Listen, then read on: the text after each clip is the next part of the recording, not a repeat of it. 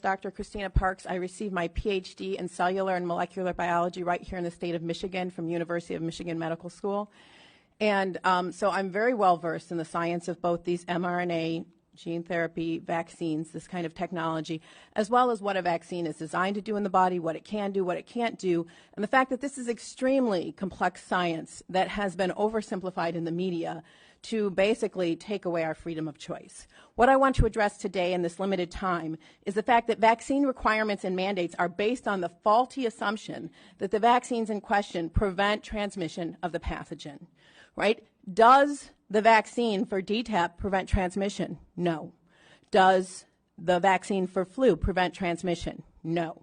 Do the vaccines for COVID prevent transmission? No. In fact, they were never designed to do that. All right, so you're asking, what about this 95% effectiveness? If you look at those clinical trials, they do not say that they prevent transmission. They expressly say that they're measuring whether they attenuate symptoms. So they're 95% effective based on their clinical trials at attenuating symptoms for the first variant, which is essentially gone in our population. Right now, the predominant variant is the Delta, and CDC Director Walensky basically said that these vaccines have no ability to prevent infection by and transmission of the Delta variant. So our policy needs not to be built on the hope of what we think something we want it to do, but what the data actually tell us. So do these viruses prevent, do the vaccines prevent the virus from infecting and replicating in the nose and nasopharynx? No. They've only been shown to prevent that replication in the lungs. They're different. The mucosa is very different than the lungs. It's very different than the blood. You inject it to the blood, you make antibodies in your blood. The virus isn't infecting your blood. It's infecting your mucosa, and you don't produce any IgA to neutralize it. In fact, recent studies have shown that the vaccinated, especially with the Delta variant, and the unvaccinated have similar amounts of virus in their nose and throat. In Barnstable, Massachusetts, the CDC tracked an outbreak of 469 cases of COVID. 74% occurred in fully vaccinated, and 4 out of 5 of those hospitalized were vaccinated. All right, so maybe they are mandating this because they just didn't know with the COVID. And so my main complaint is with our health agencies and the CDC, who basically know better and are misleading the public. So let's look at DTaP, which the scientists and the CDC have known since 2014 that the acellular pertussis vaccine does not prevent people from getting infected with the pertussis bacteria and passing it to others. In fact, it was never designed to do that. The vaccine was designed to neutralize the pertussis toxin. Pertussis, we know it as whooping cough. It can be fatal for children under 6 months. So neutralizing this toxin saves lives, all right? I'm not going to debate that.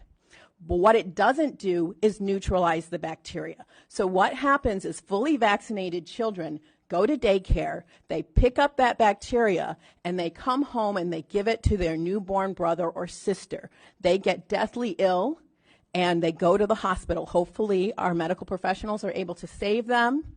But who do they blame? Now the CDC is blaming anti-vaxxers for the limitations of this vaccine design. I suggest that they be transparent and tell parents that although it is preventing severe disease in their children, it is not preventing transmission because we have created a whole class of asymptomatic pertussis carriers who are increasing the disease. Now, the old DTP vaccine that many of you who are my age or older got did prevent transmission. When we switched to the safer acellular version, they knew that it was never designed to prevent transmission. It was safer, it had less adverse events, but pertussis cases have gone through the roof. There's a resurgence in pertussis because of the design of the vaccine, and the vaccinologists know this. They're trying to address it, and so we cannot mandate that something that does not prevent transmission. All right, what about the flu vaccine? Well, they have shown that basically there's no difference, there's no statistical difference if you're vaccinated or unvaccinated, whether you get the flu or not. But it's even worse because although that first year it is somewhat effective, it's about 65% effective at preventing symptoms in you, after that it actually has negative efficacy. And I want to address this because it's very important.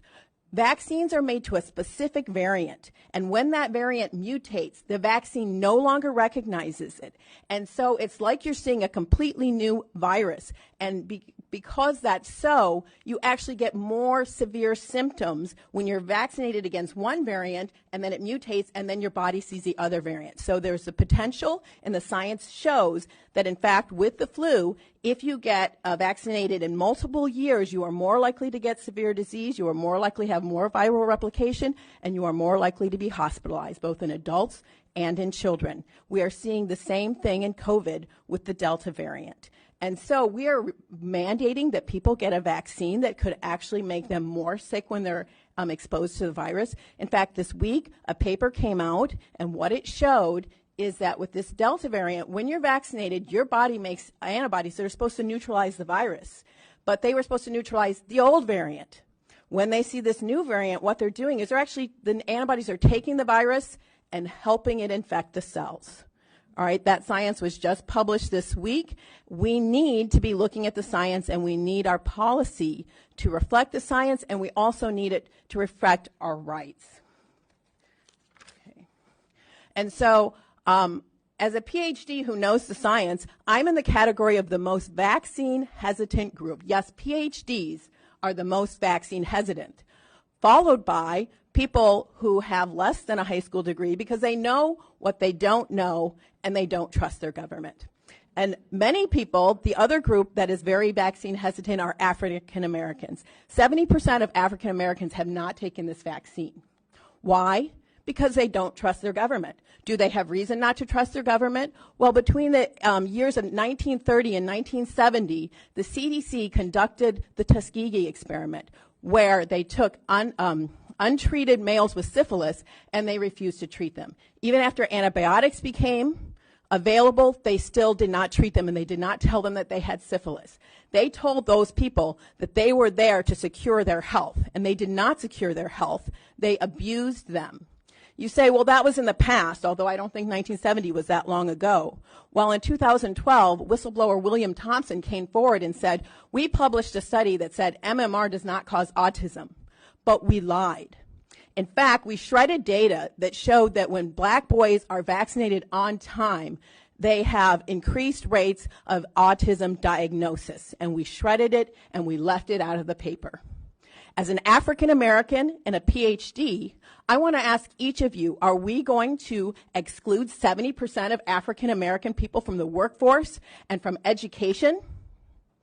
Right, my ancestors did not work this hard. I come from a family that worked very hard, and I'm very aware that my privileges are dependent on the work of my grandmother and my great-grandmother, and I have great respect for these people that put me where I am. And yet you're telling me that my son will not be able to be educated if, based on the history of African Americans in this country, that he doesn't want to be vaccinated? All right, so I will leave you with that question. Who are we going to exclude from the workforce? Are we going to continue with discrimination and segregation in the United States of America? Thank you.